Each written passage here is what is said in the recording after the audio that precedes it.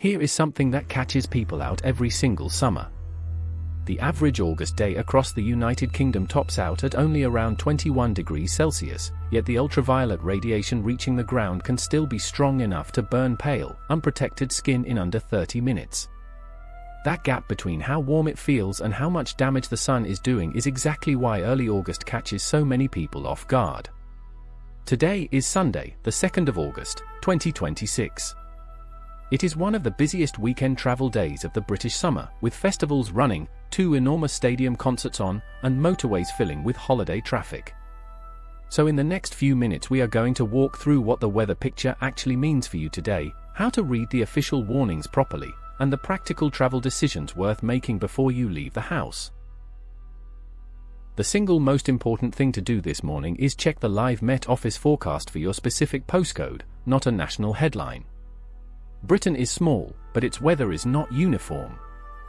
On a typical early August Sunday, western coasts, Northern Ireland and western Scotland sit closest to Atlantic frontal systems, while the southeast and East Anglia tend to hold on to warmth and sunshine longest. Understand the warning tiers before you travel. A yellow warning means be aware, with disruption possible for some people. An amber warning means be prepared, with a good chance of travel delays, road and rail closures and power cuts. A red warning means take action, because dangerous weather is expected and there is a risk to life. Those colors are not decoration. They map directly onto whether you should change your plans, delay your journey, or carry on as normal. The run-up to this weekend has been dominated by driver advice, and there is a reason for that. The RAC has been pushing summer weather guidance for motorists this week because late July and early August consistently produce a specific problem: sudden, heavy convective downpours landing on ground that has been baked hard. When rain arrives that fast, the water cannot soak away, so it sits on the carriageway. That is how you get standing water, spray, and aquaplaning in the middle of what looks like a pleasant summer afternoon. At the same time, the events calendar has filled right up.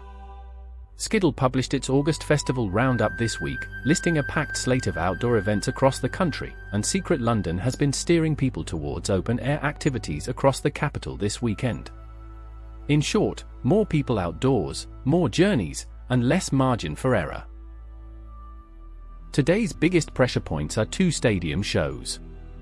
Calvin Harris is playing Hampden Park in Glasgow, and Luke Combs is at Wembley Stadium in London.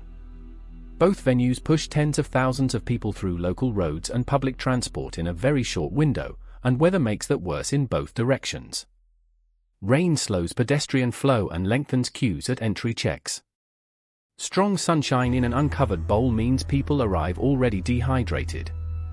Practical advice for either show: check the published stage times before you leave, arrive earlier than you think you need to, and take a sealed or empty refillable water bottle depending on the venue's policy. On the rail side, remember that Sunday is when engineering works are most likely, so replacement bus services combined with a post-concert crowd is a genuinely slow combination. Check your operator's live status before you set off. If you are driving, 3 hazards matter today. First, standing water. If you hit it, ease off the accelerator rather than braking hard, keep the steering straight, and test your brakes gently once you are clear. Second, low sun glare.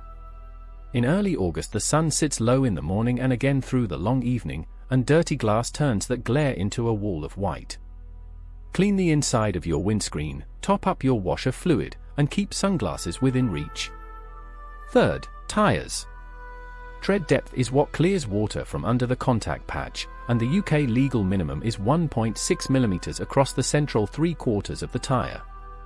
Below roughly 3 mm, wet stopping distances lengthen noticeably.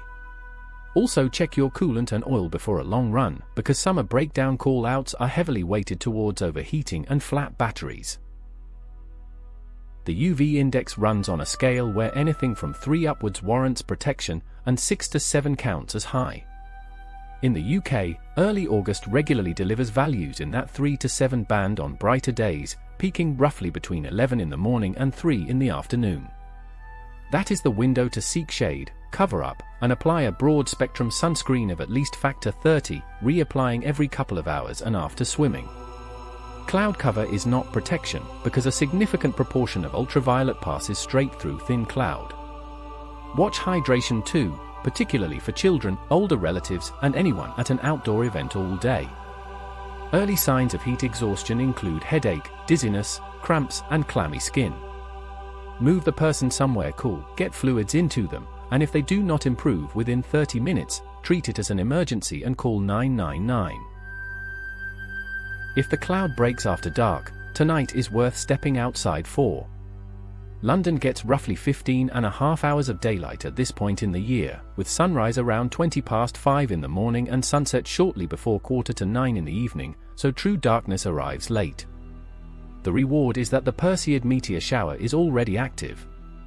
The Perseids run from mid-July through to late August, and although the peak lands around the 12th and 13th of this month, you can pick up bright meteors on any clear night in the build-up.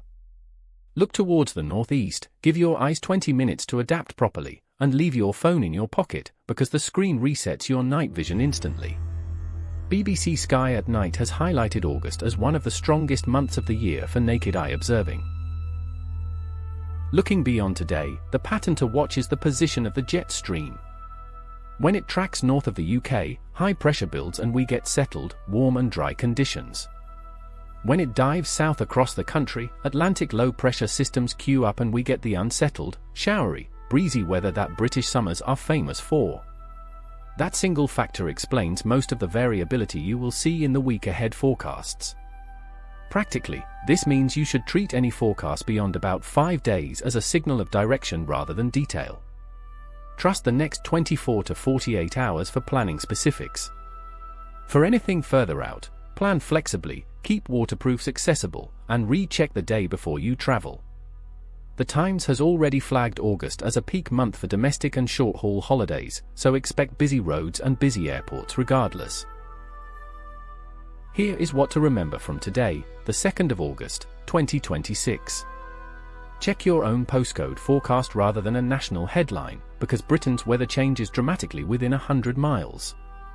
Take the Met Office colour codes literally. Yellow means be aware, amber means be prepared, and red means take action. If you are driving, sort your tyres, your washer fluid and your windscreen before you set off, not on the hard shoulder afterwards. If you are outdoors, respect the ultraviolet even when it feels cool, and keep water with you. And if you are heading to Hampden Park or Wembley tonight, leave earlier than feels necessary and check your train operator first.